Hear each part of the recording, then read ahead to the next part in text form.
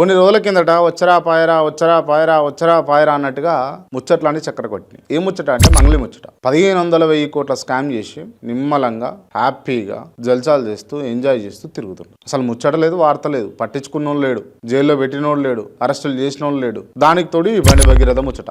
అదటి బాయే ఇతని మీదకి వచ్చాయి. దాన్ని పట్టించుకునే మానవులు లేడు, దాన్ని పట్టించుకొని దాన్ని వార్తగా చూపిస్తున్నటువంటి ఛానళ్ళు కూడా కనబడతలేవు. అంతా మేనేజ్మెంట్, ఫుల్లీ మేనేజ్మెంట్. ఎవరికి ఏం కావాలి అది చేయాలి. పేదల సొమ్ము, చెప్పులు లేని కుటుంబాలకు రూపాయి పోగు చేసి వాళ్ళు ఇచ్చినటువంటి సొమ్మును ఇవాళ నువ్వు నగలేసుకుంటే, నువ్వు చీరలు కట్టుకుంటే, నువ్వు ఆభరణాలు వేసుకుంటే, నువ్వు తింటే అరుగుతుందా? పాపపు సొమ్మే కదా. ప్రభుత్వం ఇనిషియేషన్ తీసుకొని బాధితుల పక్షాన ఉండాలి కానీ ఎవరైతే నిందితులు ఉన్నారో నిందితుల పక్షాన ప్రభుత్వాలు ఎట్లుంటాయి, పోలీస్ అధికారులు ఎట్లుంటారు? ఎంతసేపు మీరు కేటగరైజేషనే చూస్తారా? సెలబ్రిటీ తత్వమే చూస్తారా? సెలబ్రిటీ ఉండాలి, డబ్బులు బాగుండాలి, ఇన్ఫ్లుయెన్స్ చేయగలగాలి, వాళ్ళకి మాత్రమే న్యాయమా? ఈ పేద బడుగు బలహీన వర్గాలకు న్యాయాలు జరగవా?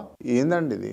ఎటుపోతుంది సమాజం? ఎటు తీసుకుపోతుండ్రు? ఖచ్చితంగా మంగ్లీ బాధితులకు న్యాయం జరగాలి. న్యాయం జరిగేదాకా మాట్లాడుతూనే ఉంటాం. న్యాయం జరిగేదాకా ఖచ్చితంగా మాట్లాడతాం. జై హింద్.